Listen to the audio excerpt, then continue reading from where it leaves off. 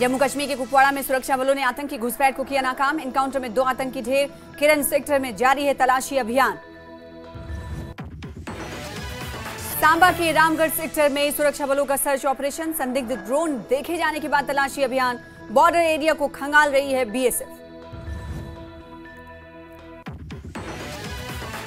डोडा के रहने वाले पूर्व क्रिकेटर मिथुन मन्हास बने बीसीसीआई के नए अध्यक्ष। एनुअल जनरल मीटिंग में हुआ नाम का ऐलान। केंद्रीय मंत्री जितेंद्र सिंह ने दी बधाई। डोडा के लोगों में भारी उत्साह। केंद्रीय मंत्री डॉक्टर जितेंद्र सिंह ने मिथुन मन्हास को दी बधाई। कहा, जम्मू कश्मीर के साथ पूरे देश के लिए गर्व की बात। बीजेपी प्रदेश अध्यक्ष सत्य शर्मा ने बीसीसीआई अध्यक्ष बनने पर मिथुन मन्हास को दी बधाई। कहा, जम्मू कश्मीर के लिए गौरव का क्षण, पूरे देश के युवाओं के लिए भी प्रेरणा के प्रतीक। विश्व तीरंदाजी पैरा चैंपियनशिप में इतिहास रचने पर शीतल देवी को एलजी मनोज सिन्हा ने दी बधाई। कहा, शीतल देवी ने देश का नाम किया रोशन।